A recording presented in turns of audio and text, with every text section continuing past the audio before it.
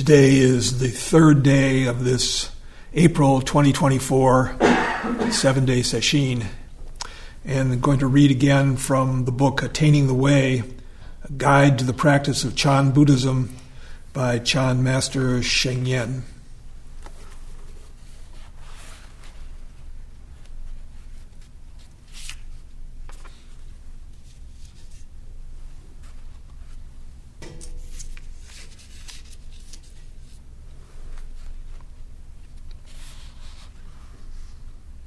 And he says, "When I was young, it seemed forever between birthdays. Now each year flies quickly by. I turn around and 20 years are gone. From the perspective of cosmic time, a life is shorter than the blink of an eye. Buddhism teaches that all phenomena, all things seen, heard, thought, or experienced are impermanent, arising and perishing in a fragment of time.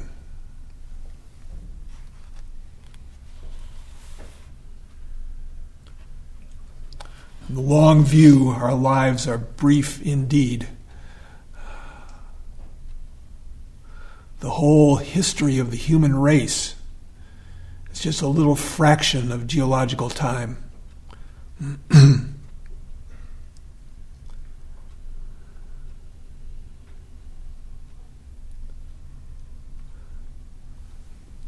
The dinosaurs lived for hundreds of millions of years, ruled the earth. We humans have been around, not ruling much until recently, for about 100,000.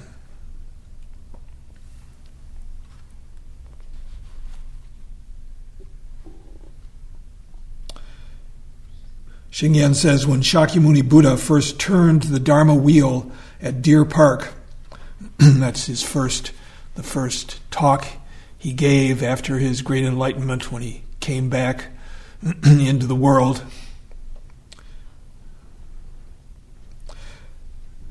When he first turned the Dharma wheel, he expounded the doctrine of impermanence.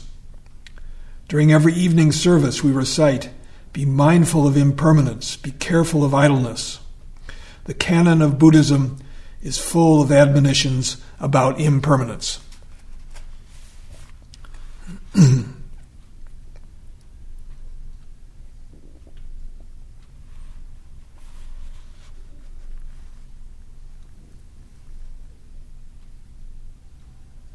Every night,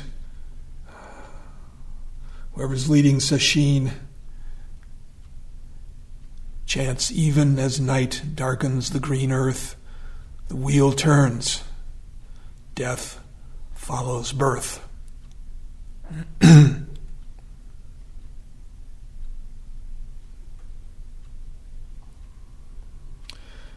Sheng Yen says the time you have to practice is precious, fleeting. Once gone, it can never return. If you maintain a clear awareness of impermanence, you will not waste time engaging in vexing thoughts like jealousy, arrogance, or pointless criticism of others and yourself. Not only does this harm you, it harms those you come in contact with. Therefore, keeping this mind of impermanence, you will work harder and practice better, and you will benefit yourself and others.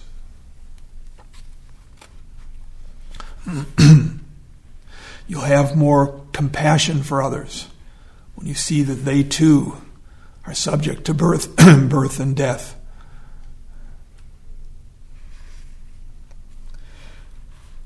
When you are drowsy during practice, think of impermanence. You will realize you have no time to waste sleeping. When distracted by a scattered mind, remember impermanence. You will realize there's no time to waste with scattered thoughts.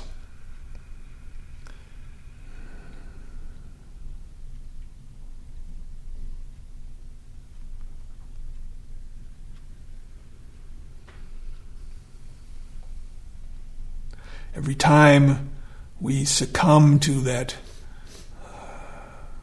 seductive feeling of drowsiness, we drop away from our practice. course, when we entertain thoughts, we don't let them just pass through. We have some reaction, some continuation. Again, we leave that settled state of simple awareness.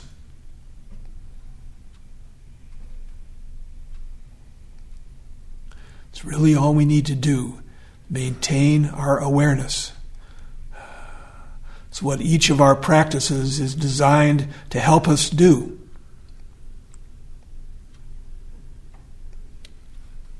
Xingyan says, coming to retreat is a rare opportunity. Make the best of it.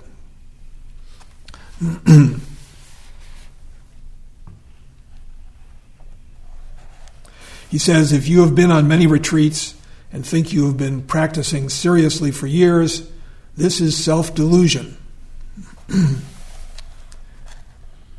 If you consider 1 or 2 hours of daily meditation and a yearly retreat as continuous practice, you're mistaken. Most of your practice time, including now, you're lost in vexation, wandering thoughts, and drowsiness. Is this true practice? Great Chan practitioners never let their minds stray far from impermanence, and when not meditating, they use the teachings of the Buddha Dharma to help themselves and others.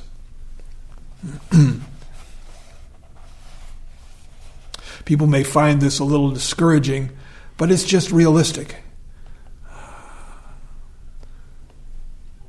None of us are in samadhi all the time, if at all. The Zen teacher Joko Beck said once, I'm only completely present about 15 to 20% of the time.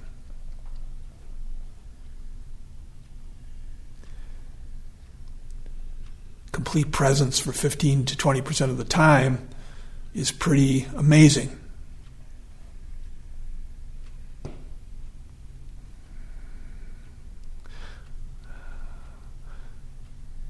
Even the Buddha, they say, is somewhere still working on himself. So we should not be discouraged if there's more work for us to do. He says, when you truly realize that life is impermanent and time is short, you will be able to practice consistently and hard. Vow to be diligent. After you sit down, make another vow not to anticipate the bell. He says this is so important, so helpful if you can free yourself of the habit of thinking about time when you're sitting. So many people do it, especially if you're struggling with pain. It's difficult not to anticipate the bell. It doesn't make it come faster. It doesn't help. We're afraid to drop the thought, but why? Just let yourself sink into the practice. Everything will take care of itself.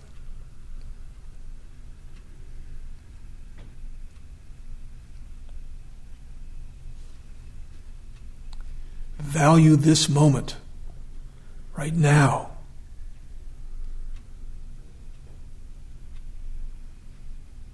If you do that, your practice will mature. Your practice will move smoothly every moment. What else is more important than right now?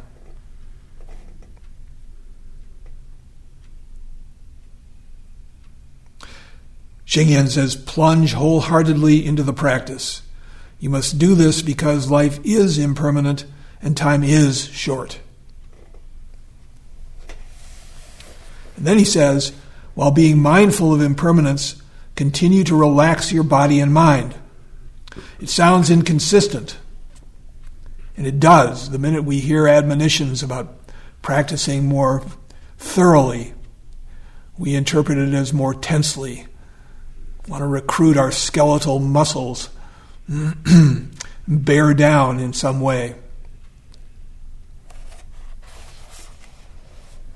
Says it sounds inconsistent, but you must have an alert and diligent yet relaxed attitude.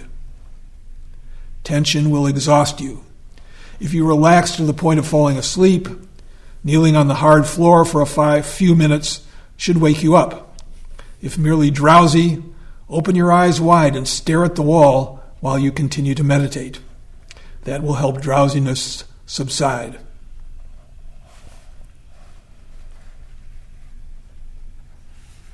It's hard to work with drowsiness. Don't know what to do. We feel if we relax, we're just going to become more drowsy. It's paradoxical that it doesn't work that way.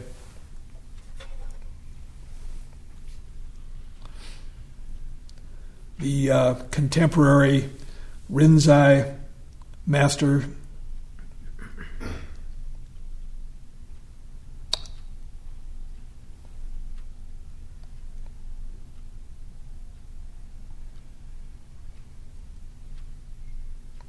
Shotohara Roshi says this: the way to avoid this, here he's talking about haziness and zazen or drowsiness, the way to avoid this is to open yourself up as much as possible. This opening is the point of zazen. In fact, the mind becomes clearer in zazen not through forced concentration, but through ever-expanding openness. As we liberate our awareness, it becomes larger and more vast. To achieve this openness, you need to relax completely. When you feel sleepiness or mental distraction coming on, or when you find yourself getting fuzzy in your focus, don't try to focus harder. Just rest your eyes on the point in front of you in a way that you're clearly aware of it, without forcing your concentration upon it. True one-pointed attention does not involve concentrating on one thing and shutting everything else out, but rather opening your awareness so that everything is seen clearly.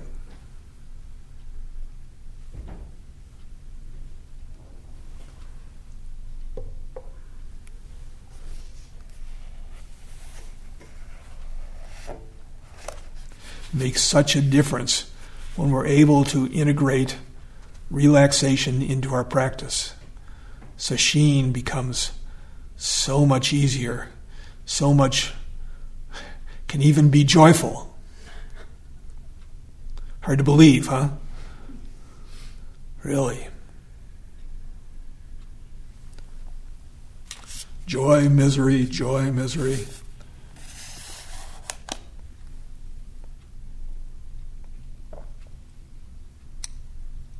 Back to Sheng Yen. Because our sense of time in daily life is slow, maintaining a mind of impermanence is difficult. We become complacent and think we have all the time in the world. Retreats equip us with knowledge and experience of impermanence that can only enhance our daily lives. We experience presence in Sesshin in a way that's rarer outside of Sesshin. We know what it is to be fully engaged. Bring this back into our life after Sesshin. He says, understanding impermanence does not mean taking license to do whatever we want, since it's all going to end soon anyway. On the contrary, because we understand impermanence, we know we have no time to waste in idleness, especially in practice. I once met a man with only a few months to live who accomplished several years' worth of practice in those remaining months. If you can develop a similar attitude and apply it to your practice, your progress will be quick and smooth.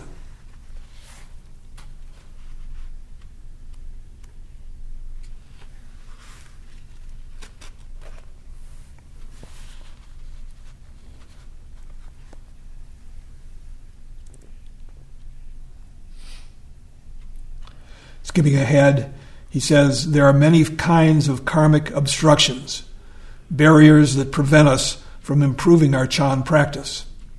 Among the most difficult to overcome are greed, hatred, pride, and self-pity. Greed and anger often spring from the same source.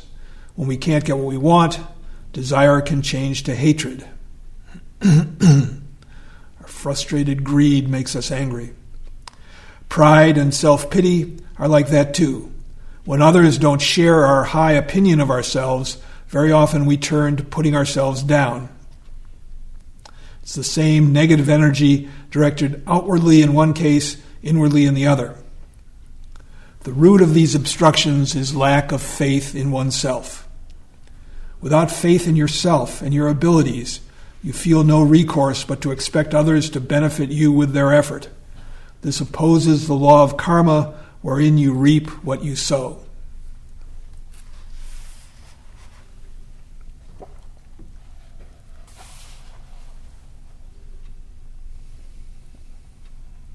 Faith in oneself. Begin to suspect that we have everything we need. Each of us is endowed with this mind of pure awareness, this mind of no self.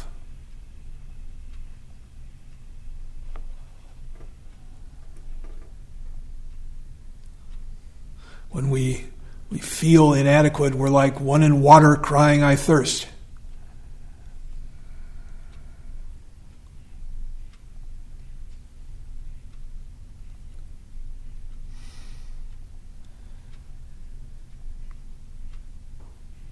All of us have defects. All of us have shortcomings, weaknesses. Don't need to deny them or suppress them. But we don't need to beat ourselves up. Just move forward. It's a journey of 10,000 miles. Just take the next step. Sheng says, if you can arouse humility and repentance, you will have a more receptive mind. With a receptive mind, you will meet good teachers and be helped by them. Your karmic obstructions will lighten. The instant your concept of self changes for the better, your ability to receive help also increases. So hard to help a student who feels they're no good.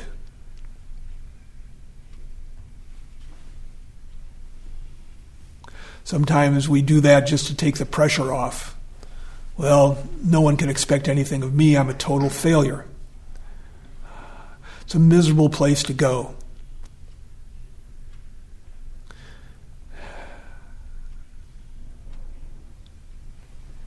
We're all works in progress. Doesn't really matter what hand we've been dealt. We're all the products of our conditioning, of whatever we inherited from our mother and father. There's no need for blame or recrimination or chastising ourselves. If we've done poorly in the past, if we've hurt others, made mistakes, we can do right now. Wake up in this moment, not drag it around with us. He says the best example of faith in oneself is the Buddha. After many years of practicing without finding liberation, Shakyamuni resolved to find the way. Armed only with his faith in himself, he attained liberation under the Bodhi tree. His legacy is yours to inherit and embrace.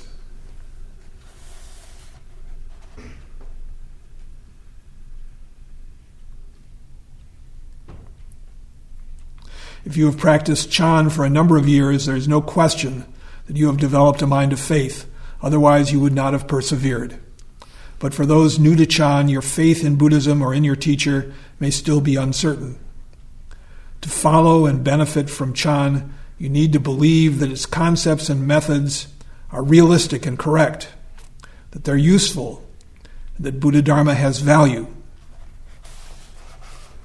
You need a teacher who is reliable and trustworthy. Then you will have the foundation for a mind of faith, a Chan mind, a Zen mind. If you practice with sincerity the principles and methods given by your teacher, the benefits of Chan will accrue.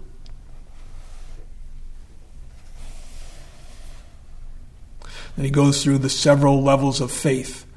At the lowest level is blind faith, believing in something without understanding why.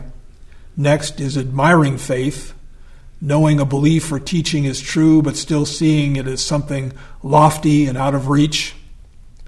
And then we have faith based on understanding, when reason and logic tell you to accept a teaching and you act on it.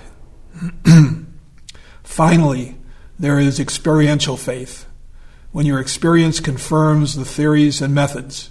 Each succeeding level is a more secure basis for grounding one's faith. Each succeeding level increases one's faith. We begin and it feels like it's all beyond me. Gradually it sinks into our bones.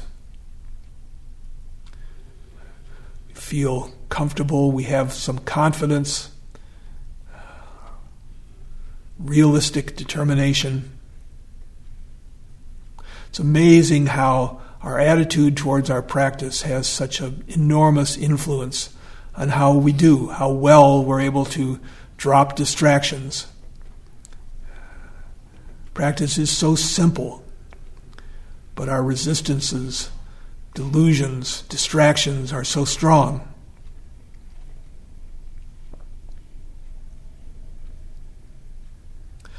Xingyan says, learning to practice Chan is not unlike learning other skills. You must endure countless episodes of refining and polishing before the new skills are perfected. If you are determined to advance boldly and without fearing failure, you will establish a firm and solid mind of faith, one that grows with your practice.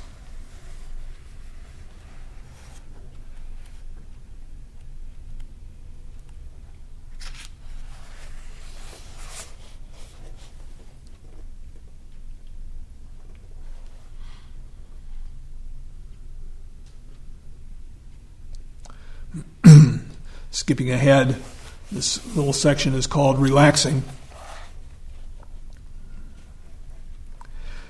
In the course of the 7-day retreat, I may teach several meditation methods, but with just 2 goals in mind. The first is to help you relax your body and mind.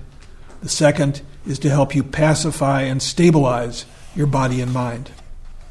In reality, these 2 goals are aspects of the same thing. If you can relax, you will be stable and at peace, and if you are stable and at peace, you will relax.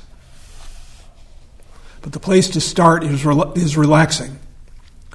You could say that peace and stability are the result of relaxing. Another word for peace and stability would be upekkha.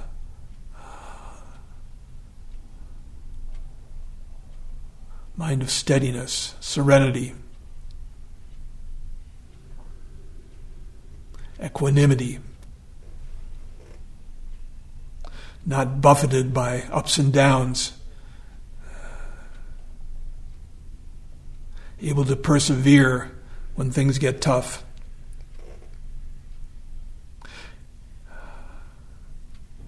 This is the result of relaxing. He says, you could say that peace and stability are the result of relaxing. If you can relax your body and mind, your vexations are sure to be reduced. Your pressures and burdens will be lightened, and your capacity for wisdom will be enhanced. With body and mind relaxed, your attention will be concentrated, your body functions will be balanced, and your mind will be calm and peaceful.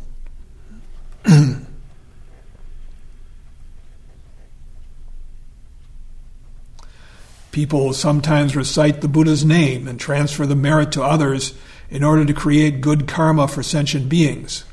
While this is useful, its effect is indirect. This is a practice that's done more in Chinese Buddhism, although also it's done in Japan.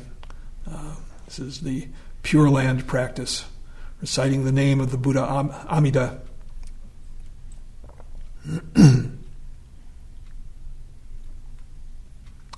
Says, while this is useful, its effect is indirect. However, if we can relax our bodies and our minds, and as a result, change our words, actions, and disposition, this will be more directly useful to ourselves and to others.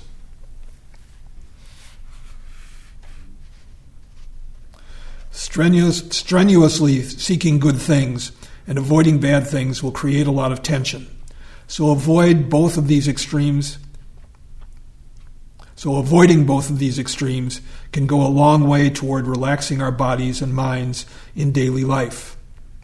There is a karmic reason for every occurrence in our life. Therefore, as you encounter each one, deal with it calmly and serenely. Thus it is easier to be relaxed. This is an example of practice and daily living exemplifying Chan.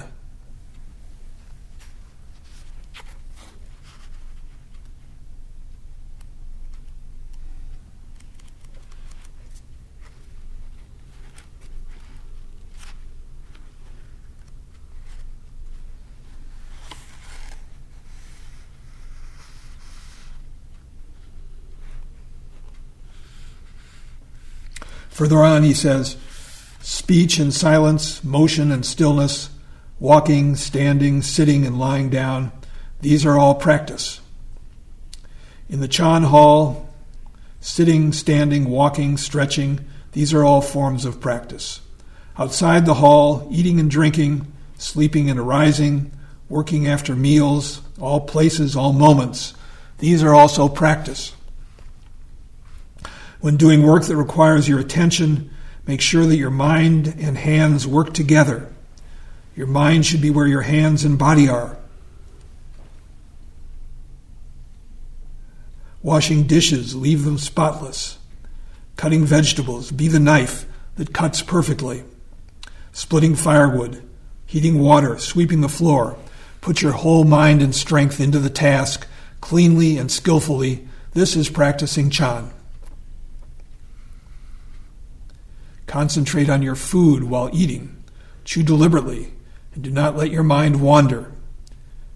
Going to bed, put aside the 4 elements of the body and the 5 aggregates of form, sensation, conception, volition, and consciousness.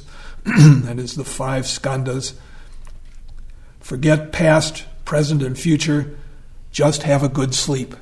This too is Chan.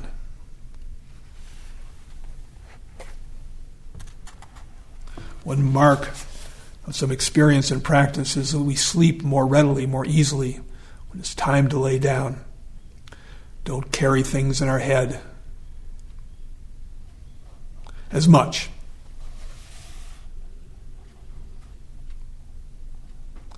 He says, coming to retreat to accomplish something may be a correct attitude, but for now you must forget all about goals.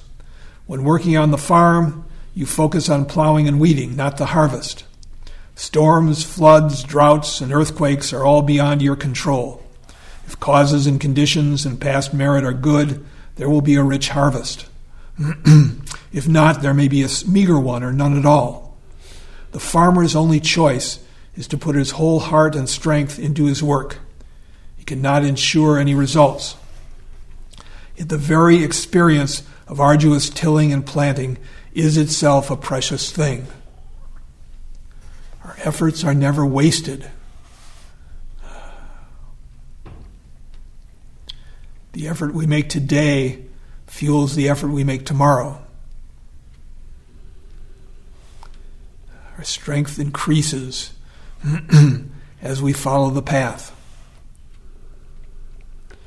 He says, therefore we make practice itself a goal that we can rely on. Whatever you're doing, eating, meditating, cooking, cutting vegetables, that is both the practice and the goal. Just single-mindedly apply yourself to the task with an even, down-to-earth, balanced mind. With your mind thus free from peripheral issues, you will truly practice Chan. Good results appear when you don't covet gain and just pay attention to the practice. With this attitude, you will surely harvest a bountiful crop someday.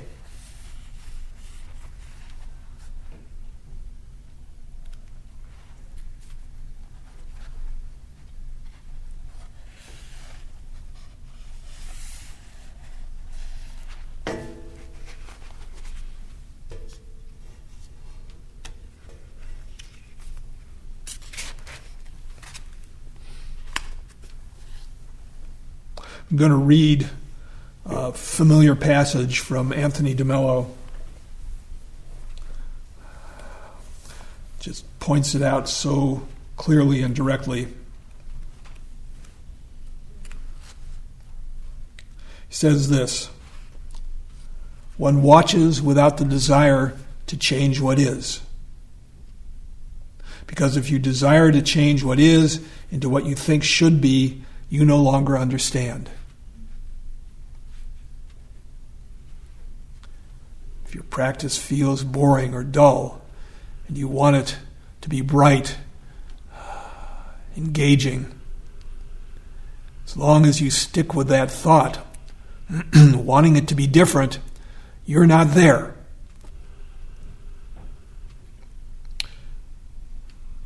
DeMello says a dog trainer attempts to understand a dog so he can train the dog to perform certain tricks. But a scientist observes the behavior of ants with no further end in view than to study ants, to learn as much as possible about them. He has no other aim. He's not attempting to train them or get anything out of them. He's interested in ants. He wants to learn as much as possible about them. That's his attitude. The day you attain a posture like that, you will experience a miracle. You will change effortlessly, correctly. Change will happen. You will not have to bring it about. As the life of awareness settles on your darkness, whatever is evil will disappear. Whatever is good will be fostered. You will have to experience that for yourself. But this calls for a disciplined mind. And when I say disciplined, I'm not talking about effort. I'm talking about something else. Look at a river as it moves toward the sea. It creates its own banks that contain it. When there's something within you that moves in the right direction, it creates its own discipline. The moment you get bitten by the bug of awareness, oh, it's so delightful. It's the most delightful thing in the world, the most important, the most delightful. There's nothing so important in the world as awakening. Nothing. And of course, it is also a discipline in its own way.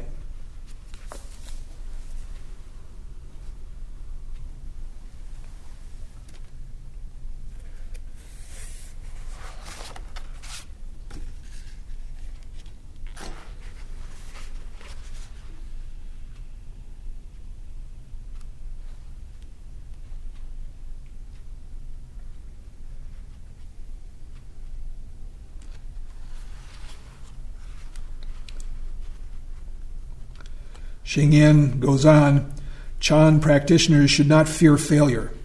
Through failure we gain experience.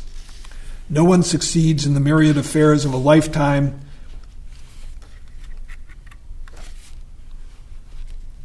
but there may be examples of failing in all. The Buddha himself experienced failure before he chose the middle way and achieved enlightenment. If you feel so far that you have not met your goals on this retreat, you are sure to fail in the time that remains. Drop any ideas of success or failure. Just treasure each present moment, making each second a second of pure practice, and it will be a rewarding time. Our bodies and minds may veer out of control, and our unrealized dreams may dissipate, but those willing to undertake great vows will surely benefit. Vows taken again and again remind us of their intent, and we gradually advance toward the goal.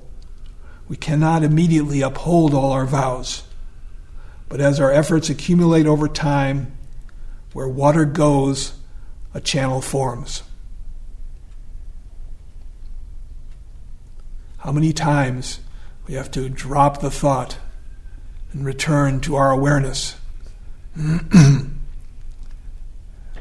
It's like water dripping on a rock. It may seem that nothing is happening, but over time, as he says, where water goes, a channel forms.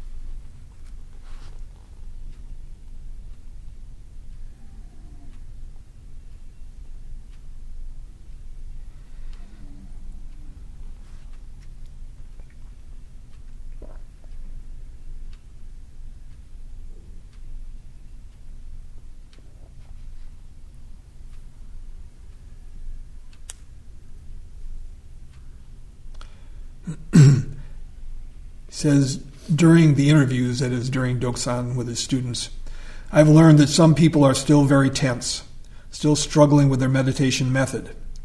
There are those who may have sat well for a few sessions, but the good feeling has not come back, and they search for it in vain. They feel pressed for time, and their mental states have become more harried, impatient, and tense. I've used many metaphors to explain that if you want to arrive quickly, you'll never get there. But many of you are still making trouble for yourselves, looking for pain to suffer. I love that phrase. When will we learn? Buddhist practice is polishing your patience and forging your determination. When you demand peace of mind, your mind is not at peace. To deal with these afflictions, you need to, quote, move the firewood out from under the pot. This means not caring at all, acting as if nothing were happening, feeling that there is no harm in being a good for nothing. The very process of the meditation retreat is itself the result. All you have to do is sit for 7 days. If you do it well, that is a result. And if you do it badly, that is also a result. It's all valuable experience. Don't have your heart set on doing well. Just keep your mind on the meditation method. Don't get upset about oblivion or scattered thoughts. Pain, numbness, aches, itches, let it all happen. If the sky falls, pay no attention.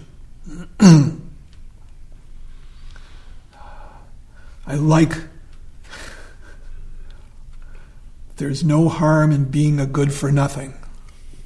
Just get that out of the way.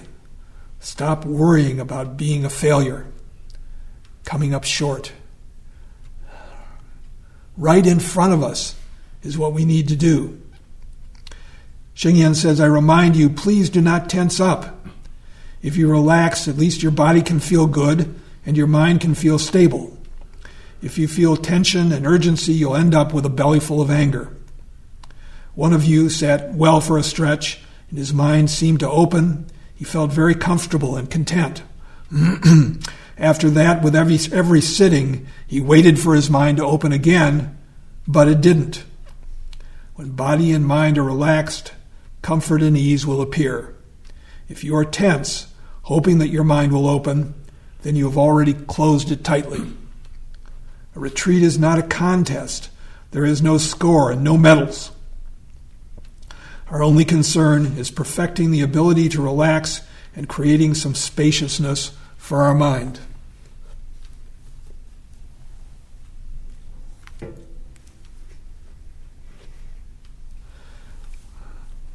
Kind of beating on this theme here, but it's so helpful to realize that you can practice well without tensing up. It changes everything. It's true you don't want to be lax, but for most of us, it's like we're walking down a road and we keep going off one side of the road, keep falling off, let's say, to the left. Let's call that being too tense. There are others go off on the right. They become too lax. But if you're constantly being too tense, you need to be willing to really, really dial back that intentionality, that obsession with results.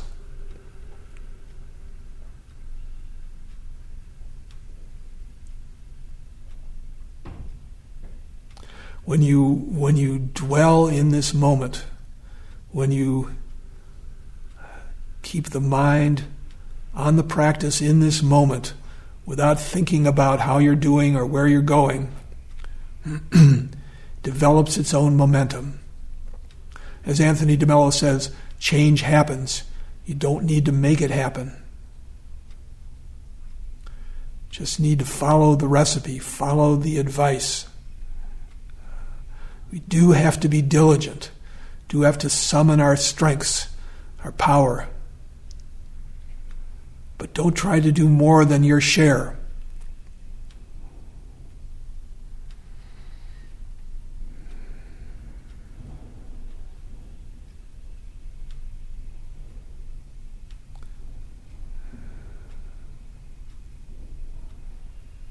There's a teacher who said, enjoy your practice.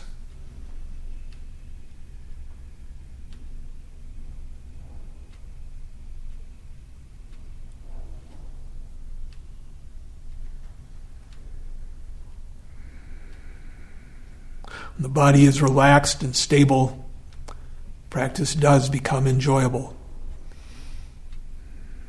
Breathing evens out.